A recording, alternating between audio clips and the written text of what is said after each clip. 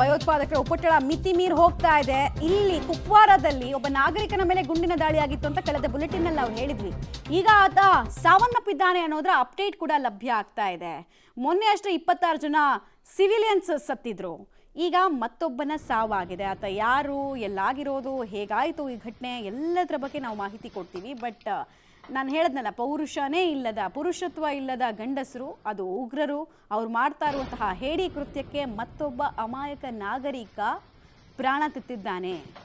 ಅಲ್ಲಿರೋ ಲೋಕಲೈಟ್ಸ್ ಇದನ್ನು ಮೊದಲು ಅರ್ಥ ಮಾಡ್ಕೊಳ್ಬೇಕು. ಅವ್ರಿಗೆ ಹೋಗ್ಬಿಟ್ಟು ನೀರೆರಿಯುವಂತಹ ಕೆಲಸ, ಪೋಷಿಸುವಂತಹ ಕೆಲಸ ಮಾಡ್ತಾ ಇದ್ರಲ್ಲ, ನಿಮ್ಮ ಕುತ್ತಿಗೆಗೆ ಬರ್ತಾರೆ ಅವರು, ನಿಮ್ಮ ಕುತ್ತಿಗೆನೂ ಸೀಳ್ತಾರೆ. ಅವರ ಅನಿವಾರ್ಯತೆಗೆ ತಕ್ಕಂತೆ ನಿಮ್ಮನ್ನು ಯೂಸ್ ಮಾಡ್ತಾ ಇದ್ದಾರೆ. Just like a tissue paper. ಅದರ ಬಳಕೆ ಅವಧಿ ಮುಗಿದ ಮೇಲೆ ಎಸಿತಾರೆ ಡಸ್ಟ್ಬಿನ್ಗೆ. ಅವರಿಗೆ ಅವರು ಮಿಲಿಟ್ರಿ ಅವರು ಅದು ಬೇಕಾಗಿಲ್ಲ.